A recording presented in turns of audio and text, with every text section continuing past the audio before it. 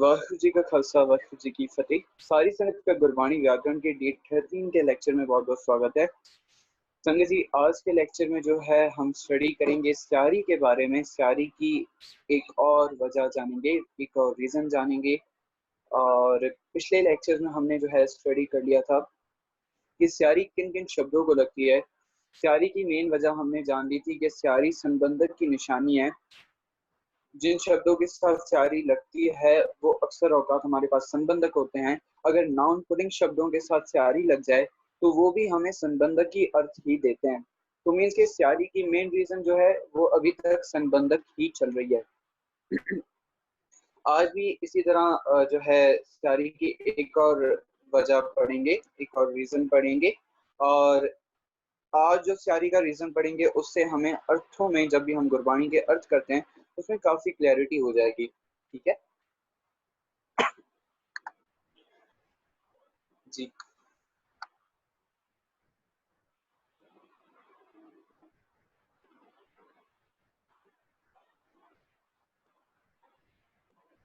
एक सेकंड।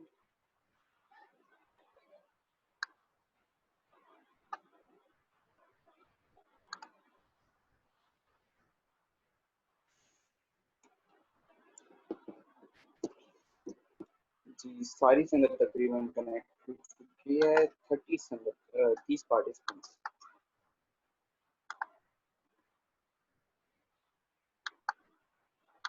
चलें, कोई बात नहीं, शुरू करते हैं। जी, तो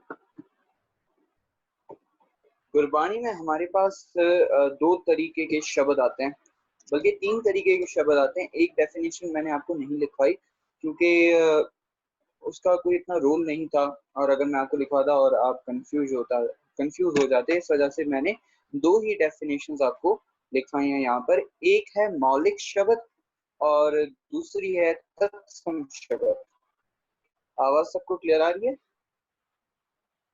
अगर किसी संगत का मैसेज आ जाता है चैट बॉक्स में कि आवाज उनको कट रही है, तो बाकी संगत भी बता दिया करें कि क्या सबको कट हो रही है या बाकी को क्लियर आ रही है।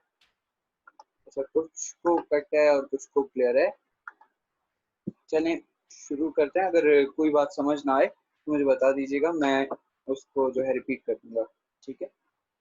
मौलिक शब्द कहा जाता है उन शब्दों को जो शब्द अपनी बोली दे हुंदे हन। मीन्स के अपनी बोली, अपनी बोली में, जैसे पंजाबी गुरबाणी की अपनी बोली थी, जो भी words as a newly derive हुए और न्यूली पंजाबी में एडेड हुए उनको कहा जाता है मौलिक शब्द। ठीक है। दूसरे हमारे पास आ जाते हैं तत्सम शब्द। तत्सम शब्द कहा जाता है जो शब्द दूसरी बोली तो लिए जाते हन और बदले नहीं जाते। मतलब फॉर एग्जांपल संस्कृत, फारसी, जितनी भी भाषाएं गुरबानी में इस्तेमाल की गई, उन भाषाओं से, उन लैंग्वेजेस से जो भी वर्ड्स पिक किए गए, जैसे वहां पर लिखे जाते थे वैसे ही गुरबानी में दर्ज हो गए। उसमें कोई ही चेंजिंग्स नहीं की गई। कहने का मकसद कि वर्ड्स चेंज हो गए पर उनकी मात्राएं सेम ही रही। मैं आपको एग्जांपल भी अभी दिखा दूंगा तो आपको क्लियर हो जाएगा। दोबारा रिपीट कर दूं, मौलिक शब्द उन शब्दों को कहा जाता है जो अपनी बोली के हों, अपनी जुबान के हों, जो न्यूली कोई भी लैंग्वेज डिराइव होती है या कोई भी लैंग्वेज का विकास होता है, उस लैंग्वेज में जो न्यूली शब्द या न्यूली जो वर्ड्स ऐड हो जाते हैं उनको कहा जाता है मौलिक शब्द। ठीक है। मूल शब्द या मूलिक शब्द। ठीक है। इस तरह के इसके मीनिंग्स होते हैं। और तत्सम शब्द उनको कहा जाता है जो दूसरी लैंग्वेज से गुरबानी में दर्ज हो गए हों। ठीक है। दूसरी लैंग्वेज से किसी और लैंग्वेज में दर्ज हो गए हों बिना किसी चेंजिंग्स के, उनको कहा जाता है तत्सम के। ठीक है। तत्सम शब्द कहा जाता है। अब जैसे कि हमारे पास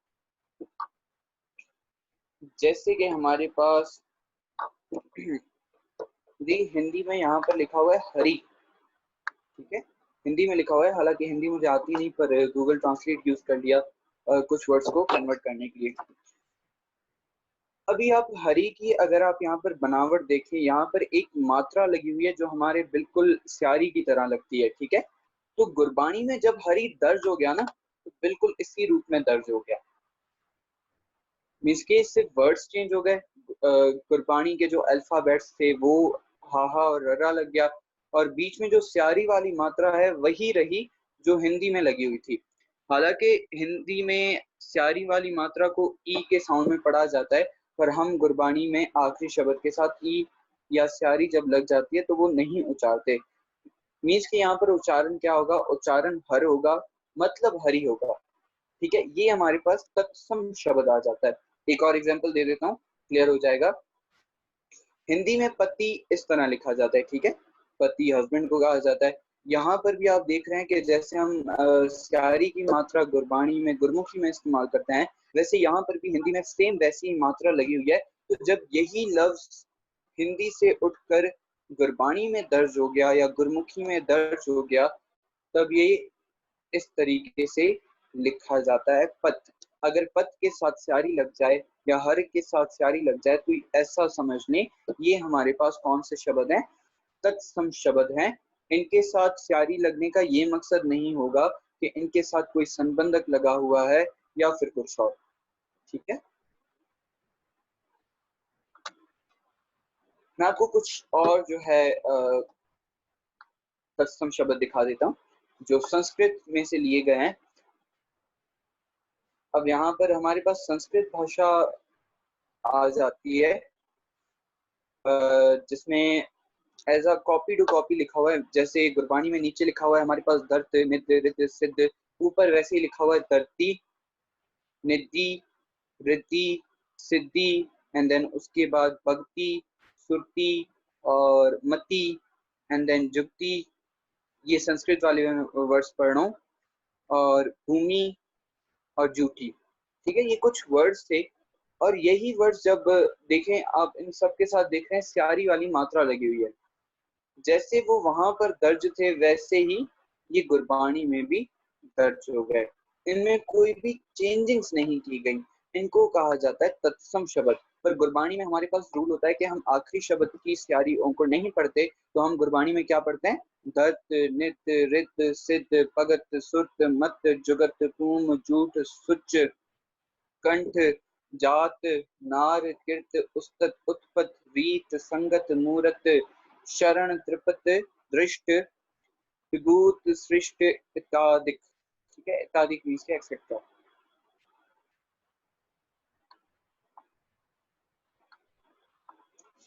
हमें किससे पता चलेगा, जैसे कुछ लफ्ज तो मैंने आपको दिखा दिए, मैं आपको कुछ और भी लफ्ज दिखा देता हूँ जो हमारे पास तत्सम शब्द। तो ये हमारे पास कुछ शब्द आ गए, पर आगे हम एक और स्यारी लगने की वजह पढ़ेंगे। तो कहने का मकसद ये, हमें थोड़ी सी जो है गुरबानी एप्लीकेशंस की हेल्प लेनी पड़ेगी, और जिनको हिंदी आती होगी, क्योंकि उस समय तो हिंदी काफी प्रचलित थी, तो काफी सर संगतों को ये पता था कि कौन से लफ्ज हिंदी के हैं, तो उनको पता होता था कि यहाँ पर कोई संबंधकी वगैरह नहीं लगेगा। ठीक है, कुछ पंक्तियां, जी हाँ, हम आगे जरूर कुछ पंक्तियां स्टडी करेंगे, बिल्कुल। आगे चलते हैं, पहले डेफिनेशंस कंप्लीट कर लेंगे हम, उसके बाद जो है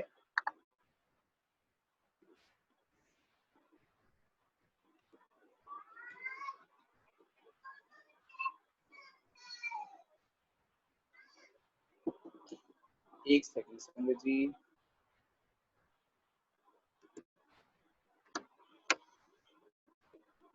सिस्टम थोड़ा रुक गया है, काइंडली वेट कर लें।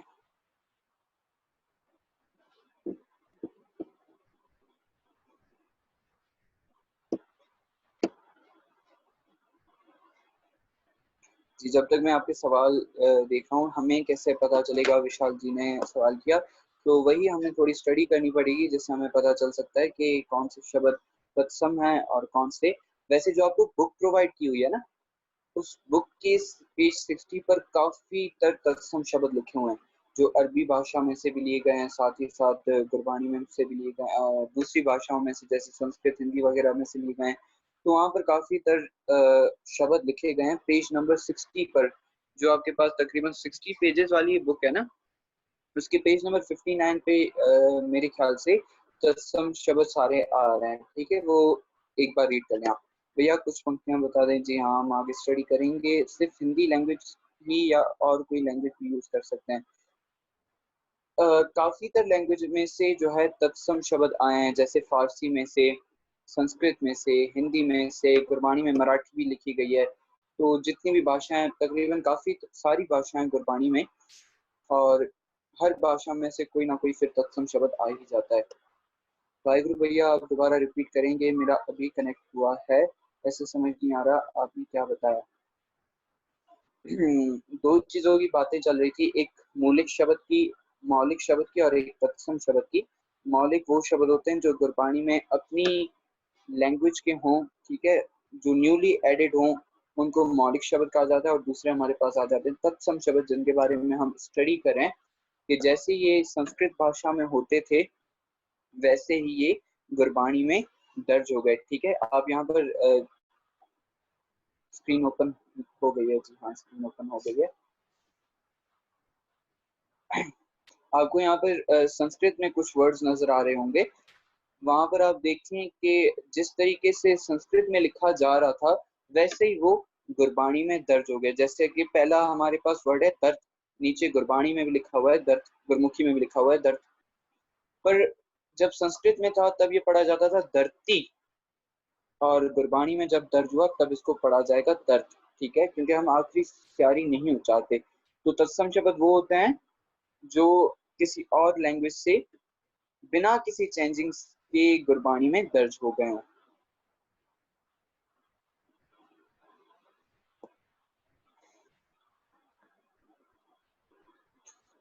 ठीक है भैया, दोनों का थोड़ा डिफरेंस समझाएं इजी वे में। डिफरेंस कोई भी नहीं है। मौलिक शब्द, बात मौलिक और तत्सम शब्द की चल रही है। तत्सम शब्द में जैसे संस्कृत के जो वर्ड्स थे वो उसी तरीके से गुरबानी में दर्ज हो गए। हम आगे स्टडी करेंगे और भी हमें क्लियर होता जाएगा ऐसा ऐसा।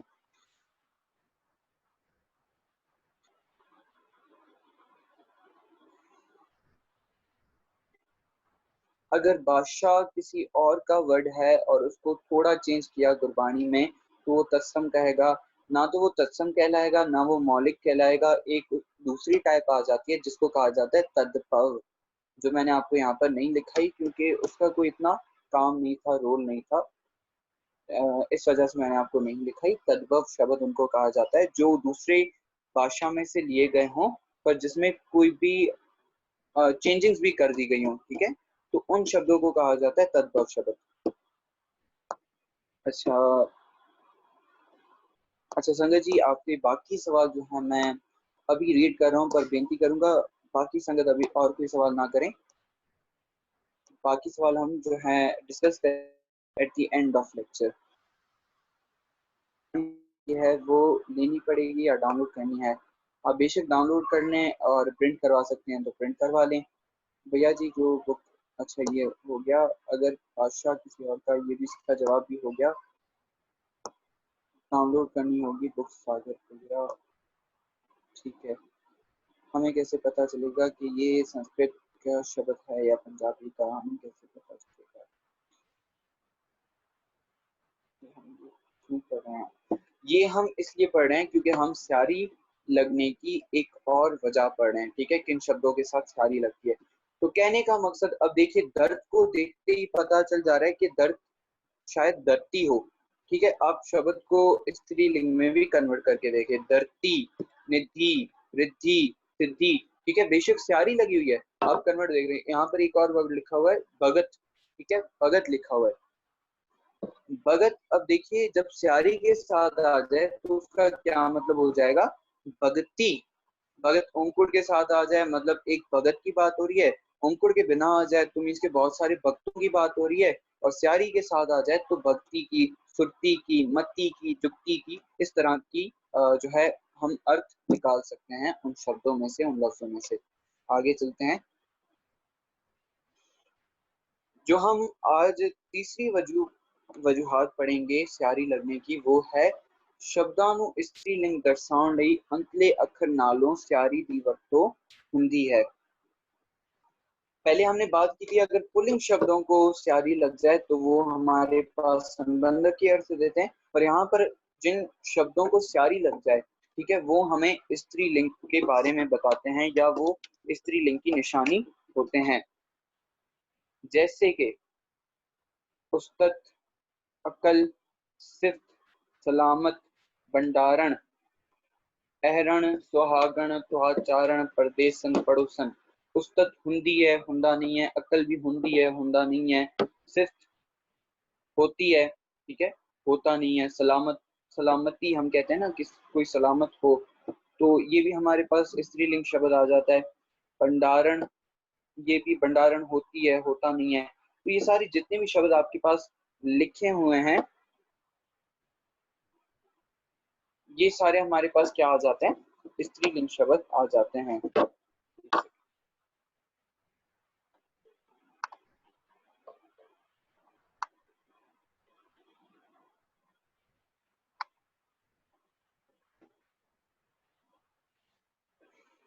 पड़ोसन के साथ समझ लिया, अगर स्यारी आ जाए तो पड़ोसन किसी स्त्रीलिंग के लिए बरता गया है, ठीक है, किसी फीमेल पड़ोसन की बात हो रही है।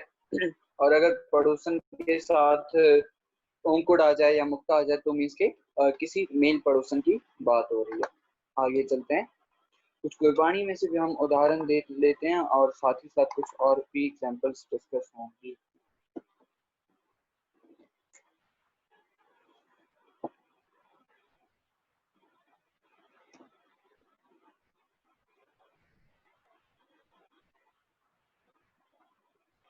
भैया कभी ऐसे वर्ड्स आते हैं जो दोनों कॉन्सेप्ट देते हैं, लाइक त है और ती है, दोनों मीनिंग आती हैं, तो वहाँ क्या कॉन्सेप्ट रखें हम? मुझे आपका सवाल नहीं समझ आया पारस किंगरानी जी।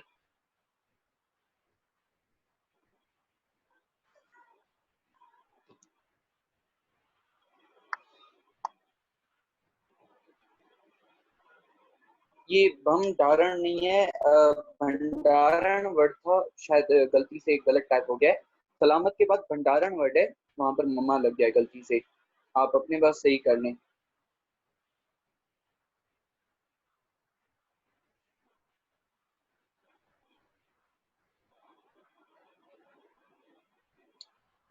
नहीं, मीनिंग चेंज नहीं हुई। मीनिंग अगर भगत के साथ स्यारी है तो मीनिंग हो जाएगी भक्ति, ठीक है, मीनिंग वही रहेगी भक्ति, या ट्रांसफॉर्मेशन हम कह सकते हैं, इसका मीनिंग भक्ति है। और अंकुर लग जाए तो भगत हो जाएगा, और अंकुर नहीं लगेगी तो मीन से बहुत सारे भक्तों की बात होंगी।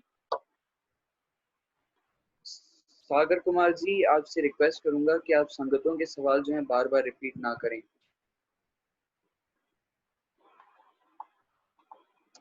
जी आगे चलते हैं। जैसे कि अब गुरबानी में से कुछ उदाहरण, कुछ एग्जांपल्स ले लेते हैं, और बाकी सवाल जो आ रहे हैं वो हम एंड में डिस्कस करेंगे। याद रखिएगा सवाल, ठीक है, आप बेशक कॉपी करके दोबारा पेस्ट कर दीजिएगा। जैसे कि हमारे पास गुरबानी की पंक्ति आ जाती है, गुण कामण कामण करे कौ प्यारे कौ पावै। अब देखिए कामण दो बार लिखा हुआ है। पहले तो सबसे पहले कामण की मीनिंग देख लेते हैं, कामण किसको कहा जाता है। कामण कहा जाता है अगर कामण के साथ औंकड़ आ जाए तो कामण का मतलब होता है, कामण का मतलब होता है टूणा या फिर जादू। अगर बिना औंकड़ के कामण आ जाए तो मतलब हो जाएगा टूणे, बहुत सारे जादुओं की बात होगी। और कामण स्यारी के साथ आ जाए तो मतलब स्त्री की बात हो रही है। यहाँ पर गुण कामण जो पहला शब्द आ रहा है उसका मतलब क्या हो जाएगा, गुणा दे जादू। गुण कामण कामण करे तो प्यारे तो पावे। जब गुणा दे टूणे या गुणा के जादू, ठीक है, गुणों के जादू जब कोई स्त्री करती है तब वो प्यारे को या पति परमेश्वर को या परमात्मा को पा लेती है, जब वो गुणों के जादू करती है और गुणों के नहीं, ठीक है।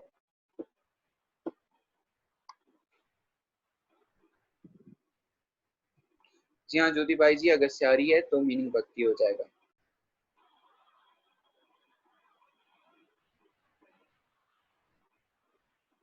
नहीं, बिहारी लगा के भक्ति नहीं पढ़ सकते, क्योंकि गुरबानी में रूल फॉलो होता है कि आखिरी शब्दों के साथ औंकड़ और स्यारी नहीं उचारी जाती, ठीक है। तो इस वजह से लिखा भगत होगा, मीनिंग भगती होगा, ठीक है। भगत क्यों लिखा होगा, क्योंकि जिस तरीके से वो हिंदी भाषा में दर्ज थे वैसे ही वो कुर्बानी में दर्ज हो गए। स्यारी वाले कामन की मीनिंग है स्त्री।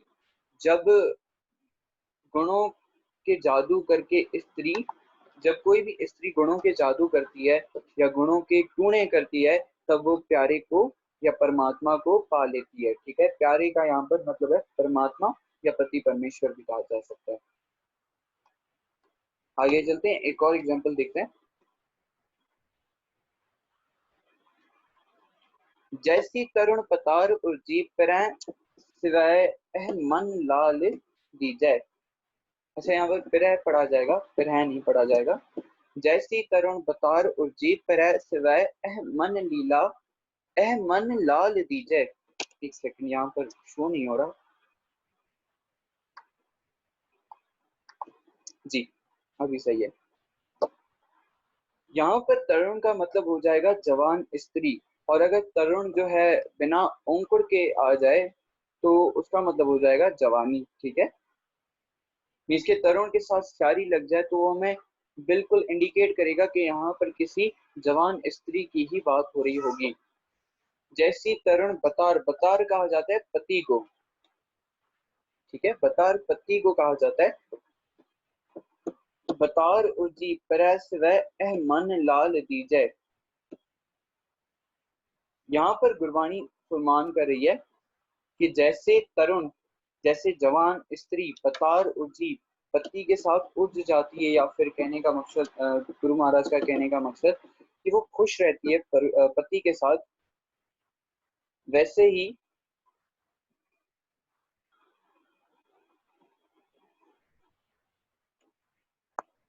एक सेकंड।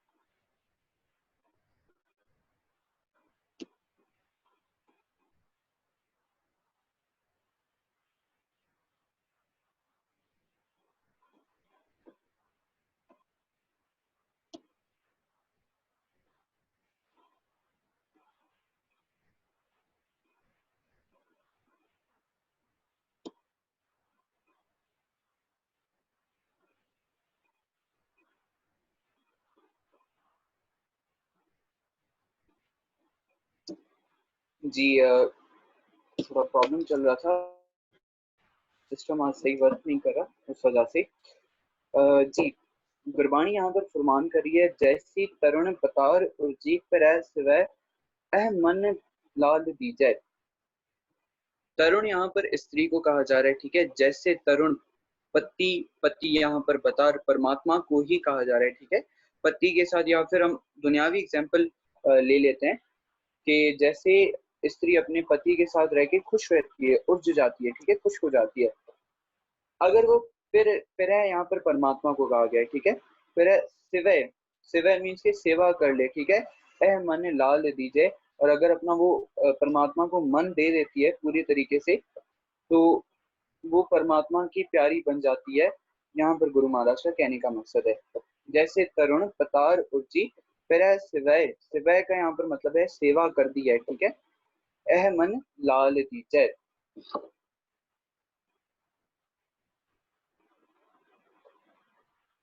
आगे चलते हैं।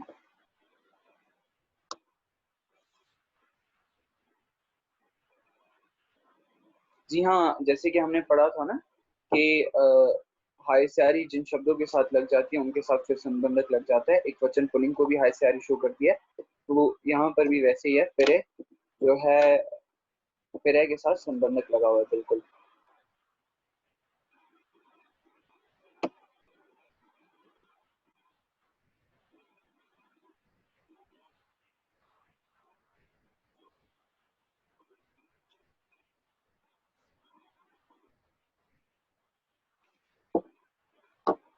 आगे चलते हैं।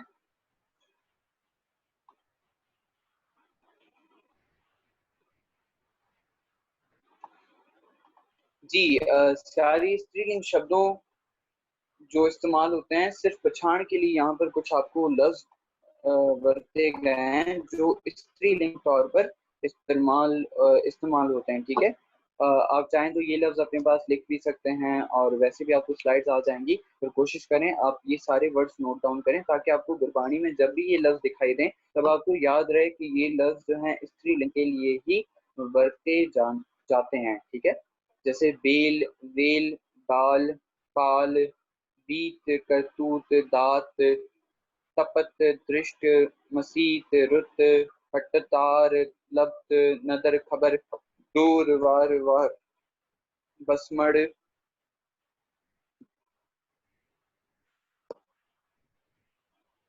जुगत, तुन, पूम, दर्त, प्रीत, रीत, छोड़, झूठ, रित, नित, सिद्ध, सौकन, भंडारण, अहरण, सुहागन, परदेसन, लालन, रैन, पैरन, मालन, अंजारन, पैरागन, साहन, दुहाचारण, सापन, गीहन, तेजन, कामण, तरुण, प्रभात, पड़ोसन। ये सारे लफ्ज हमारे पास स्त्रीलिंग आ जाते हैं जो अगर गुरबानी में कहीं पर आ भी गए आपके पास तो आप समझ जाएं ये किसी स्त्रीलिंग के लिए बरते गए हैं या ये हमारे पास स्त्रीलिंग शब्द हैं। ठीक है संजय जी, अरबी फारसी में से भी कुछ वर्ड्स हमारे पास आ जाते हैं जो हमारे पास स्त्रीलिंग शो होते हैं, जैसे अकल होती है, इल्लत, सिफ्त, शाबाश, हकीकत, सलामत, कुदरत, करामात, खैर, जरूरत, नदर, फरमाइश, साबत, बराबर, मसलत, एक्सेट्रा। ठीक है,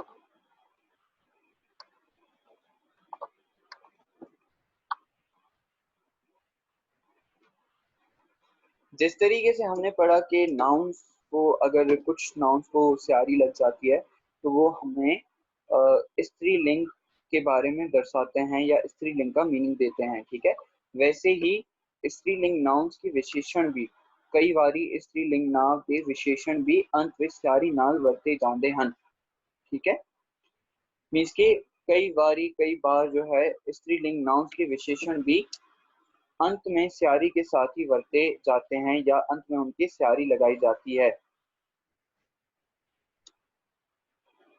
जैसे कि पंक्ति आ जाती है गुरबानी की, सुंदर सुजान चतुर बेटी, सास बिन जैसे तना। यहाँ पर देखिए नाउन हमारे पास कौन सा आ जाता है, बेटी, उसके जो विशेषण है सुंदर, सुजन, चतुर, सुंदर, सुजान, चतुर, ये हमारे पास क्या है, सारे स्यारी के साथ बढ़ते जा रहे हैं। मीन्स के ये स्त्रीलिंग के लिए वर्ते जा रहे हैं, इस वजह से इनके साथ स्यारी लगी हुई है। ठीक है, सास बिना जैसे तन्ना, तन्ना यहाँ पर मतलब है तन को कहा गया है। जैसे सास के बिना तन होता है, वैसे ही अगर किसी भी नारी में, किसी भी स्त्री में अगर कोई भी स्त्री सुंदर ना हो, सुजान ना हो, चतुर ना हो, तो वो ऐसे है कि सास के बिना जैसे तन, गुरु महाराज कह रहे हैं।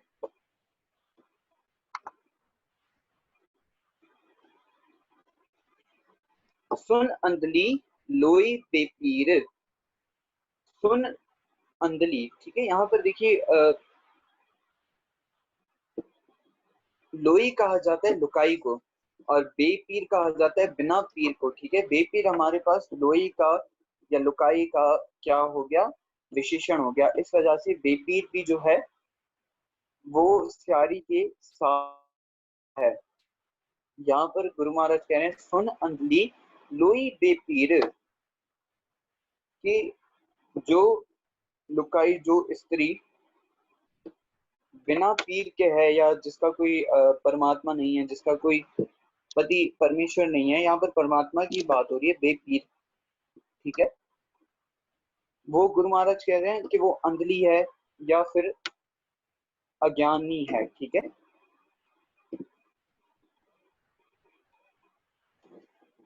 आगे चलते हैं, एक और जो है स्यारी का रीजन पढ़ेंगे, पूरब पूरन कारदम तक। ठीक है, नाम थोड़ा मुश्किल है पर इसकी वक्तों बहुत ही आसान है और काफी देर जब हम ये समझेंगे तो अर्थों में काफी आसानी हो जाएगी हमें। जैसे कि सबसे पहले डेफिनेशन पढ़ लेते हैं। पूरक पूर्ण कारदंतक किसको कहा जाता है? पूरक ਦਾ अर्थ है पहला, पूर्ण ਦਾ अर्थ है पूरा। ਜਦੋਂ दो ਕੰਮ करने होण पर ਜਿਹੜਾ ਕੰਮ ਪਹਿਲਾਂ पूरा करना होवे उस ਲਈ पूरक पूर्ण लफ्ज वरत्या गया है। देखिए जब भी दो काम करने हो हमने, ठीक है, किसी एक काम को करने के लिए दूसरा काम भी करना हो, मैं आपको एग्जांपल दे दूंगा, क्लियर हो जाएगा। तो पहले वाला जो काम हो रहा होगा उसको कहा जाएगा पूरक पूरन। पूरक का मतलब पहला, ठीक है, जो पहले हो रहा है, और पूरन मीन्स के जो पूरा हो गया हो, ठीक है। कार दंतक उसके साथ एक वर्ड लग जाता है, उसको कार दंतक कहा जाता है। वो हम वर्ड देखेंगे कौन सा है, ठीक है। एग्जाम्पल्स देख लेते हैं, जैसे कि मैं गुरुद्वारे जाके पाठ करांगा। करांगा यहाँ पर हमारे पास क्या हो गई? दूसरी क्रिया हो गई। पर उस दूसरी क्रिया से पहले हम एक और क्रिया, एक और काम कर रहे हैं। वो कौन सा काम है? कि जा, मैं गुरुद्वारे जाके, मीन्स के पाठ करने से पहले मैं गुरुद्वारे जाऊंगा, ठीक है। तो जाऊंगा के साथ एक लफ्ज आ गया के, जिसको कहा जाता है कार दंतक, जो पूरक पूरन के बाद ही हमेशा इस्तेमाल होता है। मीन्स के थोड़ा और आसान कर देता हूँ। जब भी हमारे पास किसी भी सेंटेंस में, किसी भी पंक्ति में दो क्रिया यूज हो रही हो, दो काम यूज हो रहे हो, ठीक है, और दूसरे काम को करने से पहले जो पहला काम किया जाएगा या पिछला काम किया जाएगा उसके साथ के लग जाएगा या पूरक पूरन कारदंतक लग जाएगा, ठीक है। एक और एग्जांपल देख लेते हैं। जैसे यहाँ पर भी हमारे पास के इस्तेमाल हो गया, वैसे ही दूसरी एग्जांपल में भी हमारे पास के आ रहा है। मैं हाथ धो के रोटी खावांगा, ठीक है। खावांगा हमारे पास क्या हो गई? यहाँ पर दूसरी क्रिया हो गई। पर खाने से पहले, रोटी खाने से पहले मैं क्या करूंगा? मैं हाथ धो लूंगा, ठीक है। तो इनके साथ, दोनों के साथ के जो लग रहा है इसको कहा जाएगा कार दंतक। पूरक पूरन के बाद एक कार दंतक लगेगा, जिस कार दंतक को के कहा जाता है। या फिर सारी, जैसे हम पढ़ रहे हैं ना, आगे हम गुरबानी की एग्जाम्पल्स देखेंगे तो हमें क्लियर हो जाएगा कि हम संबंधक की एक और रीजन जान रहे हैं, एक और वजह जान रहे हैं।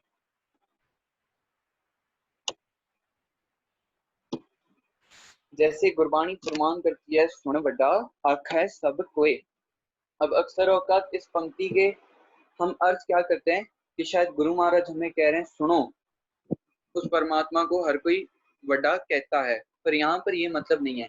यहाँ पर जो दूसरी क्रिया हो रही है, आखा क्रिया है दूसरी, और इससे पहले जो काम हो रहा है वो क्या है? सुन, इसे सुनना।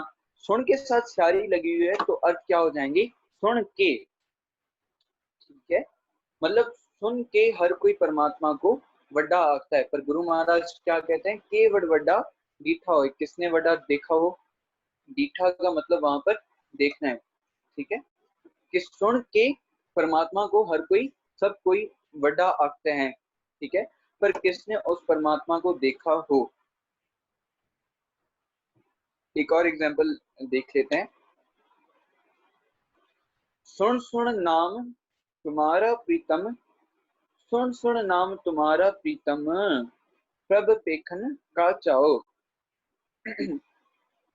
यहाँ पर क्या अर्थ हो जाएंगे? पेखन यहाँ पर हमारे पास जो है दूसरी क्रिया आ जाती है, उससे पहले एक पूरक पूरन हो रहा है, वो क्या है? सुन सुन। तो सुन सुन के साथ एक कारदंतक भी लग जाएगा, संबंधक की अर्थ लग जाएगा। यहाँ पर स्यारी लगने का मकसद ही यही है कि स्यारी हमें संबंधक के अर्थ दे रही है यहाँ पर, ठीक है। सुन सुन के नाम तुम्हारा प्रीतम, प्रभ पेखन का चाव, कि प्रभु को देखने का चाव पैदा होता है जब हम परमात्मा का नाम सुनते हैं, ठीक है। एक और एग्जांपल देख लेते हैं। फिर किर अपने क्रय में आया। यहाँ पर फिर गिर क्या है? हमारे पास पूरक पूरन है, और यहाँ पर संबंधक कौन सा लग जाएगा? फिर के, गिर के, या फिर गिर के, ठीक है। कि मैं घूम फिर के दोबारा अपने घर में ही आ जाता हूँ। फिर गिर अपने क्रय में आया।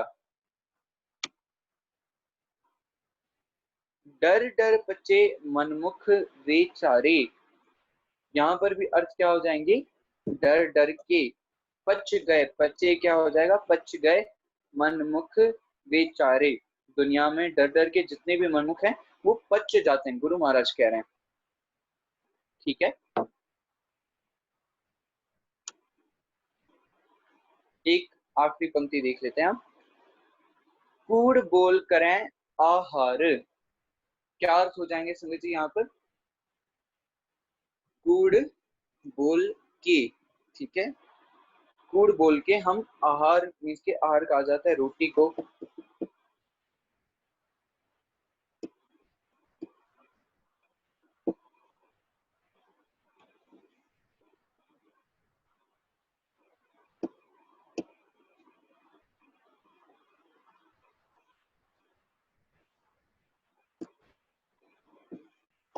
जी, कूड़ बोल करें आहार, आहार रोटी को कहा जाता है या फिर रोजी को कहा जाता है, कि कूड़ झूठ बोल के हम रोजी कमाते हैं या रोटी खाते हैं। ठीक है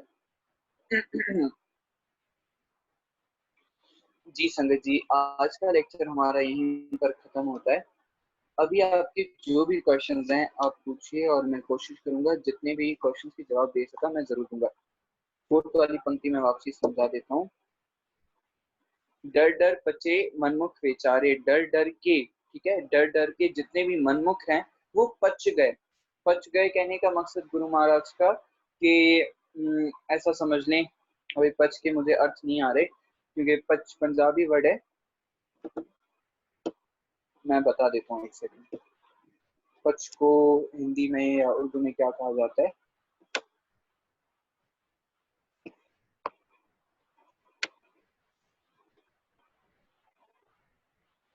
बच्चे कहा जाता है ख्वार हो गए। ठीक है, बच्चे कहा जाता है ख्वार होने को। डर डर के जितने भी मनमुख हैं वो ख्वार हो गए। ठीक है, मनमुख बेचारे वो क्या हो गए, ख्वार हो गए। बच्चे हमारे पास यहाँ पर सेकंड क्रिया आ जाती है। पूरा लेक्चर तो काफी बड़ा है जिसमें 1 घंटा लग गया, अगर 1 घंटा दोबारा वेट करना पड़ेगा आपको रिपीट करने के लिए। मेन मेन चीजें मैं रिपीट कर देता हूँ कि हमने क्या क्या पढ़ा है जी। आज जो है हमने एक पहले सबसे पहले वजह पढ़ी कि जो हमारे पास तत्सम शब्द होते हैं जो दूसरी भाषा से गुरबानी में दर्ज हो गए, उनका रूप जैसे वहां पर होता था वैसे ही गुरबानी में भी दर्ज हो गया। अगर उनके साथ वहां पर स्यारी मात्रा लगी होती थी तो वैसे ही गुरबानी में भी दर्ज हो गई। हाँ, फर्क ये था वहां पर वो स्यारी मात्रा पढ़ी जाती थी, पर गुरबानी में जब वो दर्ज हुए तो गुरबानी में रूल था कि आखिरी शब्द के साथ स्यारी नहीं पढ़ी जाती। तो इस वजह से हम पढ़ेंगे भगत, हम पढ़ेंगे हर, हम पढ़ेंगे पथ, पर उनका मतलब क्या होगा, भक्ति, हरि या पति। ठीक है,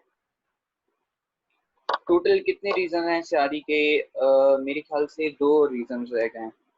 जी हाँ, 2 रीजन रह गए। मनमुख मीन्स के जो अपने मन की करते हो, ठीक है, गुरुमुख ना हो। गुरुमुख कहा जाता है जो गुरु के रास्ते पर चढ़े या गुरु के बताए हुए विचार रखें अपने। ठीक है, और मनमुख कहा जाता है जो अपने मन वाली बातें करें। ठीक है, उनको मनमुख कहा जाता है। और 5 वाली भी रिपीट कर दें प्लीज। 5 कौन सी है, 1 2 3 4 5 जी। कूड़ बोल करें आहार, कूड़ बोल के हम रोजी कमाते हैं, सिंपल मीनिंग है यहाँ पर। झूठ बोल के, बोल यहाँ पर जो है हमारे पास बोल के साथ संबंधक ही लग जाएगा, बोल के। अच्छा, और उनको बोलेंगे भी मौलिक ई या वो तत्सम बनेंगे। अ, आप किन की बात कर रही हैं ज्योति भाई जी? भैया आपने कहा आखिरी में स्यारी और अंकुर नहीं पढ़ा जाता, ये रूल बता दें, एग्जाम्पल दें। जी हाँ, अंकुर जितने भी हमने पीछे वर्ड्स देखे अंकुर लगने की वजह थी उनके साथ। ठीक है, जिन भी शब्दों के साथ आखिरी में अंकुर लग रही थी हमने उनकी वजह पढ़ी कि एक वचन पुल्लिंग अगर शब्द हो तो उनके साथ अंकुर लग जाता है। ठीक है, इसी तरह स्यारी के भी हमने कुछ वजूहात पढ़े कि जिन शब्दों के साथ स्यारी लग रही है वो संबंधक होते हैं। फिर जो अगर नाउन पुल्लिंग शब्दों के साथ स्यारी लगती है वो हमें संबंधक की अर्थ देते हैं। फिर हमने आज जो वजह पढ़ी उसमें एक तत्सम था और एक स्त्रीलिंग था।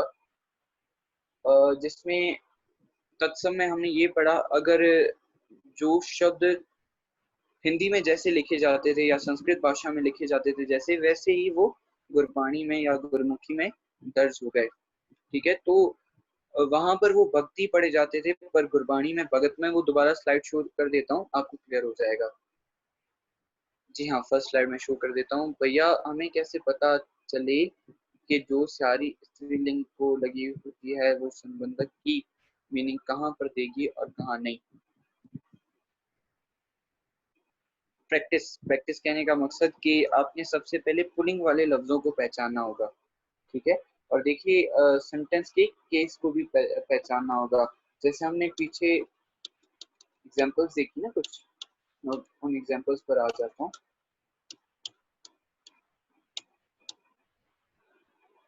जी हाँ, ये एग्जांपल खुली हुई है। जैसी तरुण पतार उजी पर वह मन लाल दीजै।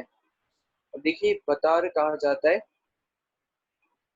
पति को। ठीक है, जब हमें बतार का मतलब पता चल जाएगा तो तरुण के तरुण का कॉन्सेप्ट समझ आ जाएगा कि तरुण यहाँ पर किसी जवानी पर्सन की बात नहीं हो रही, किसी जवान स्त्री की बात हो रही है। तो हमें पता चल जाएगा कि तरुण यहाँ पर कोई संबंध की अर्थ नहीं देगा, बल्कि यहाँ पर तरुण स्त्रीलिंग को शो कर रहा है। और जैसे हमारे पास पिछली पंक्ति थी, गुण कामण कामण करे तो प्यारे को भावे। अब देखिए, कामण दो बार आ गया, तो मीन्स के एक कामण का मतलब कुछ और होगा और दूसरे कामण का मतलब कुछ और होगा। पहले तो यही कॉन्सेप्ट हमारे दिमाग में आ जाएगा। फिर यहाँ पर संबंधक की, देखिए कामण एक मुश्किल लफ्ज आ जाता है जिसके हमें अर्थ फिर समझने पड़ेंगे। तो वही बात आ जाती है, थोड़ी प्रैक्टिस करनी पड़ेगी। जैसे कि यहाँ पर आपको कुछ शब्दों के बारे में बता दिया था कि कौन कौन से शब्द हमारे पास स्त्रीलिंग आ जाते हैं, कौन कौन से शब्द हमारे पास तत्सम शब्द थे। तो और साथ ही साथ आपको ये बुक में भी बताया गया था कि पेज नंबर 60 पर बहुत सारे तत्सम शब्द भी लिखे हुए हैं और स्त्रीलिंग शब्द भी लिखे हुए हैं। तो थोड़ी प्रैक्टिस करने से हमें पता चलता जाएगा आहिस्ता आहिस्ता कि कौन से शब्द स्त्रीलिंग होते हैं और कौन से संबंध की अर्थ देते हैं हमें। जो रियल में अपने भाषा में लिखा हुए होते हैं, अगर उन्हें कहीं और शिफ्ट कर रहे हैं तो वो वर्ड जैसे लिखा हुआ है उसी पैटर्न में यूज वहां भी शिफ्ट करते हैं। ज्योति भाई जी, मैं आपको अनम्यूट करता हूँ, आप हैंड रेज कर दो।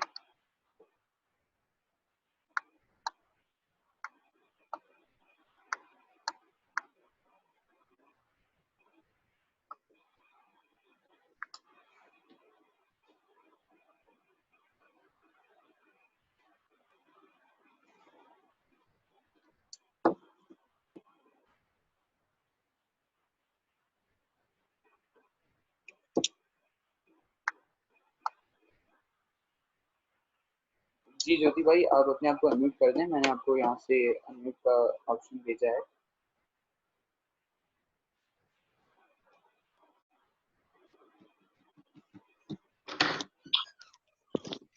वाहिगुरु जी का खालसा, वाहिगुरु जी की फतेह। वाहिगुरु जी की फतेह। मतलब कैसे, जैसे अगर वो रियल में वर्ड होता है तो वो मौलिक कहते हैं उससे। समझ सही, नहीं आया तत्सम और मौलिक। मैं दोबारा क्लियर कर दूँ। हम्म, मतलब कहीं और शिफ्ट कर रहे हैं उसी पैटर्न में उसी वर्ड को। जैसे आपने बताया ना कि बिहारी। तत्सम शब्द देखिए, यहाँ पर आपको स्लाइड शो हो रही है। मौलिक शब्द उन शब्दों को कहा जाता है जो जिस लैंग्वेज से बने गए हों या न्यूली ऐड हुए हों जिस लैंग्वेज में। ठीक है, बिना किसी मीन्स के किसी भी कहीं से भी कॉपी नहीं हुए। ठीक है, उन जी शब्दों को कहा जाता है मौलिक शब्द, जो अपने शब्द हो। ठीक है, मौलिक मीन्स के अपने शब्द। तत्सम वो शब्द जो किसी और भाषा के हों और जैसे उस भाषा में लिखे जाते हो वैसे ही गुरबाणी में दर्ज हो गए या किसी और लैंग्वेज में दर्ज हो गए। ठीक है, दोनों बातें अच्छा। कह रहा हूँ, हम यहाँ पर गुरबाणी ही कह रहे हैं। ठीक है, कि किसी जी और जी लैंग्वेज का शब्द जैसे गुरबाणी में दर्ज हो गया। अब यहाँ पर आप देख रहे हैं हर लिखा हुआ है। ठीक है, हरी लिखा हुआ है, सॉरी, हिंदी में। ठीक है, हिंदी जी। हालांकि मुझे आती नहीं, पर मैंने ट्रांसलेट टूल जो है गूगल ट्रांसलेट टूल यूज कर लिया था। जब गुरबाणी में हर दर्ज हुआ या हरी दर्ज हुआ तो वही सेम मात्रा इस्तेमाल की गई और गुरबाणी में भी वही मात्रा लगाई गई। पर गुरबाणी में हमारे पास रूल था कि हम आखिरी शब्द के साथ स्यारी या औंकड़ उच्चारण नहीं करते, तो उच्चारण यहाँ पर हर होगा, मतलब क्या होगा, हरी। और जैसे हमारे पास यहाँ पर दूसरी भी एग्जांपल शो हो रही है, पति लिखा हुआ है, गुरबानी में दर्ज जब हुआ वही स्यारी वाली मात्रा लग गई पत, और पड़ा पत जाता है, मतलब क्या होता है? पति। और अगर हमें हरी लिखना हो और वो गुरबानी का ही लफ्ज है, तो हम उस हरी को मौलिक बोलेंगे? गुरबानी में वैसे हरी दिखाई नहीं दिया कभी भी, पर हाँ अगर हरी गुरबानी में लिखा हुआ है तब हम मौलिक नहीं कह सकते, उसे तद्भव शब्द कह सकते हैं। एक दूसरी हमारे पास टाइप आ जाती है, वो शब्द जो दूसरी भाषा से लिए गए हों और जिनको चेंज भी किया गया हो, ठीक है, थोड़ा सा चेंज भी किया गया हो, उनको कहते हैं तद्भव शब्द। वो मैंने आपको यहाँ पर टाइप नहीं लिखा है क्योंकि उसका कोई रोल नहीं था इतना। ओके, ठीक है थैंक यू। जी।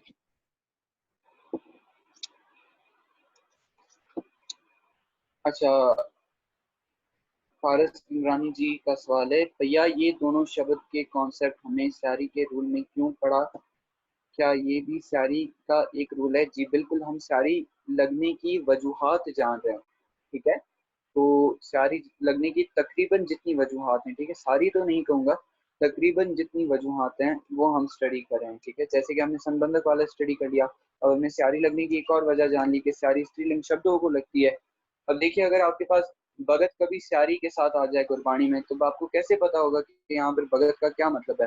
तो आप अभी एक्सप्लेन कर सकते हैं कि भगत हिंदी का शब्द था, जो भगती लिखा जाता था हिंदी में, जब गुरबानी में दर्ज हुआ वो भगत हो गया, जिसका मतलब होता है भगती, ठीक है।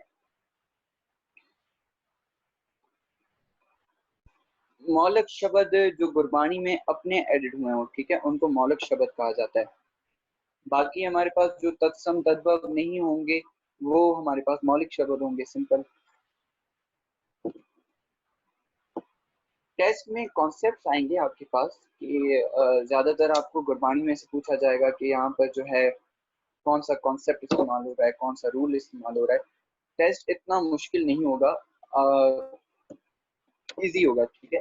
पर कोशिश करें आप अपनी तरफ से स्लाइड्स वगैरह पूरी स्टडी करें, और कॉन्सेप्ट जितने जैसे मौलिक और तत्सम आपको बताया गया, ठीक है, तो कॉन्सेप्ट्स अपने याद रखें, ठीक है, ज्यादा नहीं। आप कॉन्सेप्ट्स अगर आपको याद हो गए, रूल्स याद हो गए, जैसे कि एक रूल है कि अगर शब्द बहुवचन हो तो उसको औंकड़ नहीं लगती। मैं विशेषण भी लिख सकता हूँ और नाउन भी लिख सकता हूँ, हो सकता है किसी को औंकड़ लगाऊं तो किसी को औंकड़ ना लगाऊं। आपसे मैं वहां पर पूछ लूं कि आप बताइए अभी यहाँ पर क्या विशेषण और नाउन दोनों सही लिखे हुए हैं या नहीं लिखे हुए, तो आपने बता देना है, ठीक है। इस तरह के क्विजेज और ट्रू फॉल्स क्वेश्चन होंगे, और इतना मुश्किल नहीं होगा। अच्छा, और स्यारी के कितने रीजंस हैं? स्यारी के मेरे ख्याल से दो और रीजंस रहेगा यहाँ भी, लेक्चर अभी तक तैयार नहीं किए, तो अभी तक आप ऐसा समझिए दो और रीजंस रहते हैं।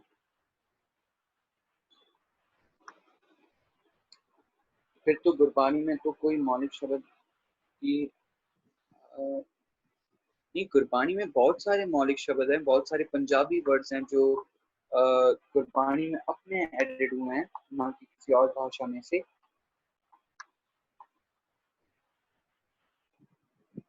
हम्म, मौलिक और तत्सम बहुत ही आसान है, हमें सिर्फ मेन कॉन्सेप्ट ये समझना है निमित्ता जी, कि मौलिक उन शब्दों को कहा जाता है जो अपने शब्दों, जो अपने लफ्जों गुरबानी के। तत्सम उन शब्दों को कहा जाता है जो किसी और लैंग्वेज के हों और सेम वैसे ही रूप में गुरबानी में दर्ज हो गए हों। बहुत ही सिंपल। जी हाँ, वंजारनी जी, आप अनम्यूट, आप हैंड रेस कर दें, मैं आपको अनम्यूट करता हूँ। भैया, तत्सम शब्द जो आपने बताए हैं वही हैं या और भी हैं? तत्सम शब्द और भी हैं गुरबानी में, ये कुछ एग्जांपल्स थी। वाहिगुरु जी का खालसा, वाहिगुरु जी की फतेह। भैया जी मेरा की सवाल ये था कि जो जो हिंदी में जो तत्सम शब्द हैं जो हिंदी से ड्राइव हुए हैं संस्कृत से, तो वहाँ पे जो बिहारी आती है ना, जो पंजाबी वाली, वहाँ पे जो सियारी आती है वो पंजाबी में बिहारी हो जाती है। जैसे यहाँ पे जो हरी लिखा हुआ है ना, यहाँ पे आके हर हो गया, तो ऐसे भी जी शब्द हाँ। होंगे जैसे जैसे वहां पे सियारी लगी हो, हर लिखा हो, और यहाँ पे हरी हो गया। ऐसे बहुत से शब्द होते हैं, हो सकते हैं कि नहीं हो सकते? जैसे वहां पे सियारी हो, यहाँ पे। देखिए, बिल्कुल हो सकता है। गुरबानी में भक्ति भी एक दो जगह पर इस्तेमाल हुआ है, ठीक है। तो हम्म कहने का भाव वो हमारे पास फिर तद्भव शब्द कहलाते हैं, जो किसी और भाषा से लिए गए हों और थोड़ा बहुत चेंजिंग भी की गई हो हमें, ठीक है। अच्छा, और जो कई और भी तत्सम शब्द होते हैं जिसमें और कोई निशानी लगियां होती है, जैसे औंकड़ हो सकती है, दुलैंकड़ भी हो सकती है। तो अगर वो गुरमुखी में आके गुरबानी में आके औंकड़ दुलैंकड़ी लगी हुई हो और कभी कभार उन पे सियारी आ जाए, तो वो संबंध की नोट देंगे नहीं देंगे? अ, फिर हमें एक तो सेंटेंस केस भी समझना होगा और वर्ड्स की फिर वोकैबुलरी जो आ जाती है, जैसे कि आपको डिक्शनरी के बारे में बताया था ना, तो आप कोशिश किया करें अगर किसी वर्ड में कंफ्यूजन हो जाए तो उसमें डिक्शनरी में सर्च कर लिया करें, ठीक है, आपको जी, क्लियर हो जाएगा फिर, थैंक यू। ठीक है।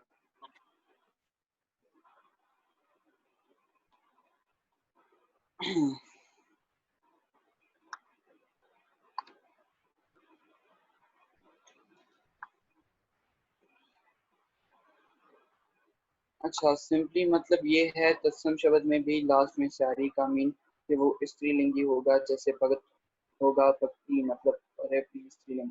देखिए अगर हरी हमारे पास जो वर्ड आता है, बेशक उसके साथ प्यारी लग रही है या स्यारी लग रही है, पर हरी होता है, होती नहीं है, ठीक है। हरी हमारे पास पुल्लिंग लफ्ज ही आ जाता है, ना कि स्त्रीलिंग। बेशक प्यारी लगी हुई है या बेशक स्यारी लगी हुई है, पर हरी हमारे पास पुल्लिंग शब्द हो जाता है, ना कि स्त्रीलिंग, ठीक है। भैया भगत को स्यारी आई, भक्ति हो गई, ऐसे और वर्ड होंगे, हमें कैसे पता चलेगा? आपको यहाँ पर वर्ड्स दिखाए गए थे करिश्मा कुमारी जी, ये देख लें, मैं दोबारा वो स्लाइड ओपन करता हूँ,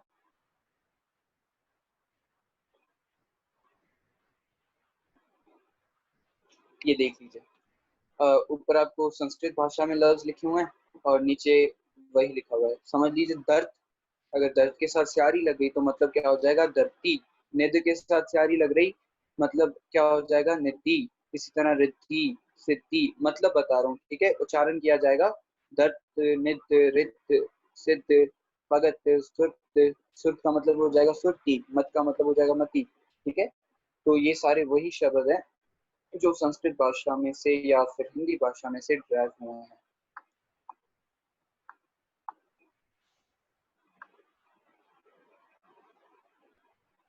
मौलिक कोई एग्जाम्पल ठीक है। क्योंकि आपने नाम नहीं लिखा हुआ 339989, आप कुछ करिए यूट्यूब पर दोबारा जो है लेक्चर ले लीजिए, आपको क्लियर हो जाएगा। बेस्ट आपने पढ़ाया था वर्ड तो वो पर्शियन लैंग्वेज का था, पर गुरबानी में ऐड होके तत्सम बन गया। नहीं, बेस्ट तत्भव शब्द बन गया, क्योंकि पर्शियन भाषा में उसे बेहश्ता कहा जाता था, ठीक है। तो वो गुरबानी में जब ऐड हुआ वो बेस्ट बन गया। सिंधी से भी हुए हैं, भला भला भला तेरा रूप। जी हाँ, सिंधी से भी ऐड हुए होंगे, गुरबानी में काफी सारी जो है भाषाएं इस्तेमाल होती हैं। भैया डिक्शनरी में भी पूरे वर्ड नहीं, गुरबानी के सारे के अलावा भी किसी और मुहावरे के वर्ड्स हो सकते हैं तत्सम और मौलिक।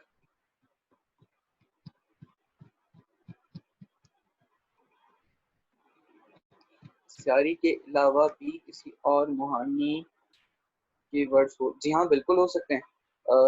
अक्सर औकात हमारे पास संस्कृत भाषा में, मैंने यहाँ पर नहीं लिखे, मैं आपको ऐसे ही बता देता हूँ, चलिए। अंकुर में कुछ शब्द ऐसे भी आ जाते हैं जो संस्कृत भाषा से डिराइव हुए हैं, और संस्कृत भाषा में अंकुर लगाई जाती थी शब्दों के आखिर में, वहां पर मात्रा का नाम कुछ और होगा, तो जैसे वो संस्कृत भाषा में लिखे जाते थे वैसे ही गुरबानी में दर्ज हो गया। जैसे कि आपको एक एग्जाम्पल मुझे याद आ रही है, पौण। गुरबानी में आप सोदर वाली पौड़ी में देखेंगे या फिर जपजी साहिब की सोदर वाली पौड़ी में पौण के रानी के नीचे जो है अंकुर लगी हुई है। अब पौण कहा जाता है हवा को, और हवा होती है, होता नहीं है। वो क्या हो गई हमारे पास? स्त्रीलिंग शब्द हो गया, और वो हमारे पास तत्सम शब्द में आ जाता है, ठीक है। तो किसी और लैंग्वेज से डिराइव हुए हैं। कहने का मकसद कि व्याकरण जो है बहुत ही अ, जैसे कि आपको पहले ही बताया गया था कि व्याकरण कंप्लीट कोर्स 6 महीने का है, और यहाँ पर हम मुख्य मुख्य बातें सीख रहे हैं, मेन मेन रीजन सीख रहे हैं, ताकि हमें कुछ ना तो कुछ सीखने को मिल जाए। उस्तत मीन्स उस्तती भैया, फिर तो ये शब्द स्त्रीलिंग हो जाएंगे। जी हाँ, ये तकरीबन शब्द स्त्रीलिंग है हमारे पास। धरती होती है, होता नहीं है। निधि होती है, होता नहीं है। ठीक है, रीति भी होती है, सिद्धि भी होती है, भक्ति भी होती है, सुरति भी होती है। ये सारे हमारे पास स्त्रीलिंग शब्द है तकरीबन इनमें से।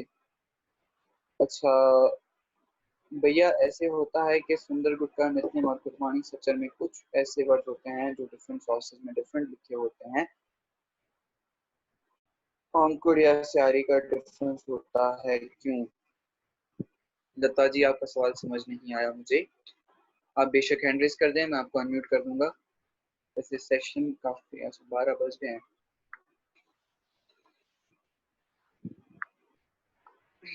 भैया, अगर ओड़े और ओंकुर साथ आए तो कौन सा साइन को विचारेंगे?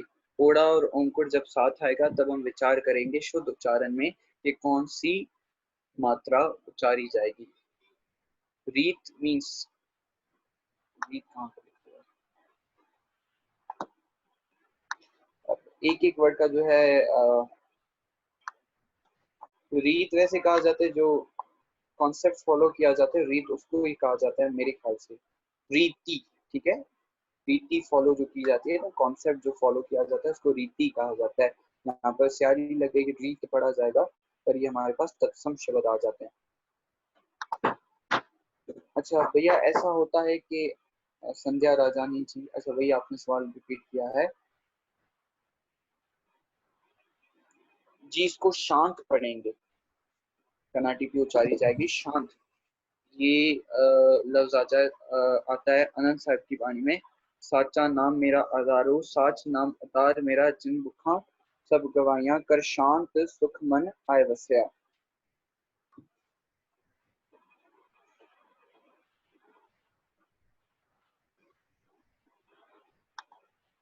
लता जी, आपको रिक्वेस्ट भेजिए अनम्यूट की, आप अनम्यूट कर लें। वाहेगुरु जी का खालसा, वाहेगुरु जी की फतेह। भैया वाहिगुरू जी की फतेह।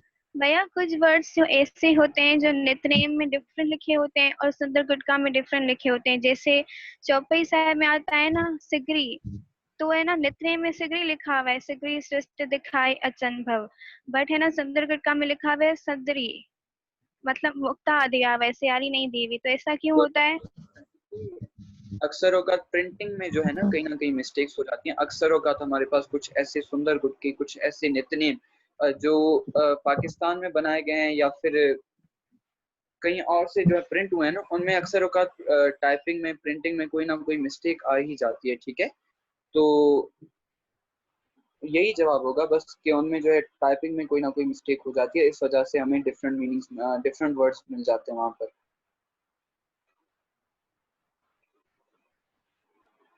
अच्छा, शी मीन्स के अलग अलग एक्ट्स होती हैं गुरबानी की, तो किसी में उनको नहीं आता।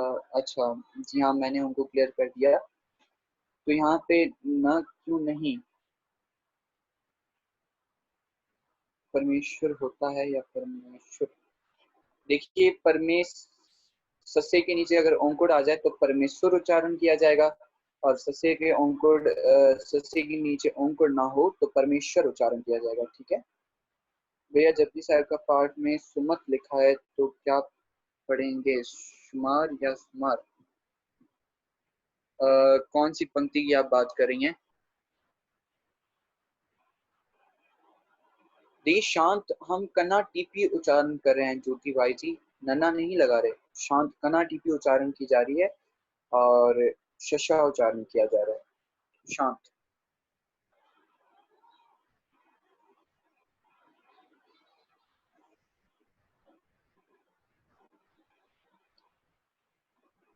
जी संजय जी, आप सबको आज का लेक्चर क्लियर है या फिर अभी भी कुछ सवाल हैं तो आप पूछ सकते हैं।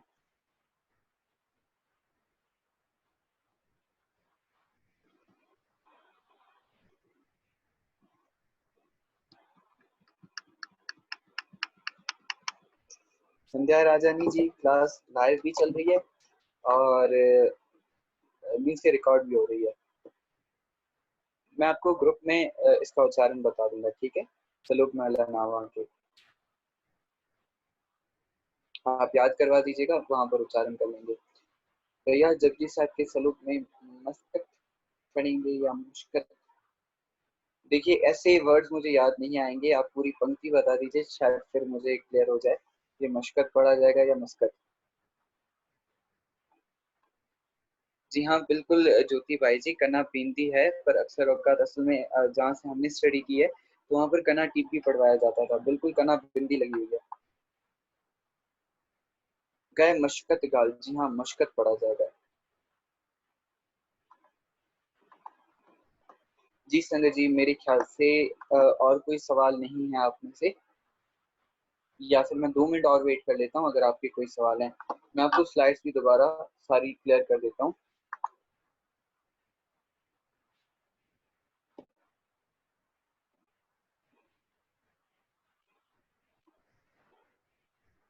ये हमारे पास फर्स्ट स्लाइड थी, ये थी हमारे पास सेकंड स्लाइड,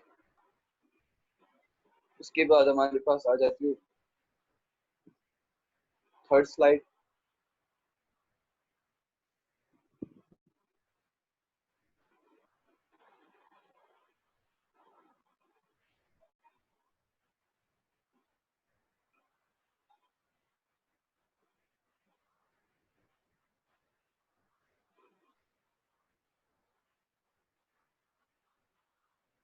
जी हाँ, जहाँ पर कहे नानक, नानक पर अंकुर ना आ जाए, वहां पर समझने कॉमा लगा के और संबोध कारक नहीं उच्चारण किया जाएगा। पर वहां पर कहने का मकसद कि हालांकि कहते गुरु महाराज ही हैं, पर नानक वहां पर संबोधक कारक होता है। ठीक है।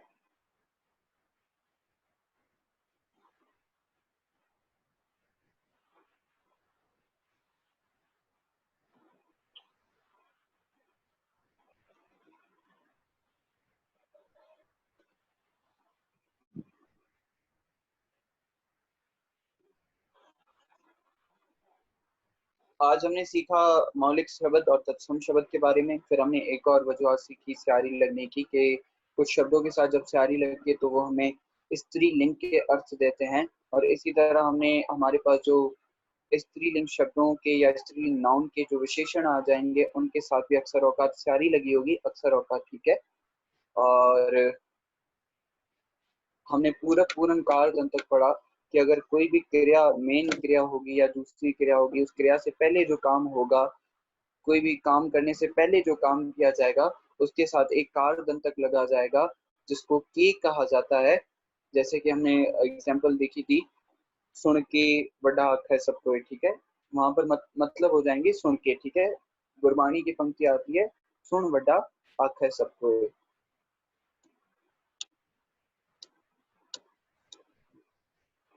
जी संजय जी, सारी स्लाइड्स भी जो है हमारे पास।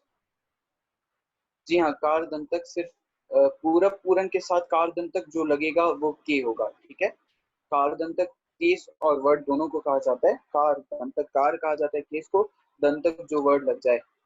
इसके पूरक पूरन के साथ जो वर्ड केस लगेगा वो हमारे पास के होगा। जी संगत जी, इतनी सेवा परवान, भूल चुक की वार और माफी, वाह जी का खालसा, वाह जी की फतेह।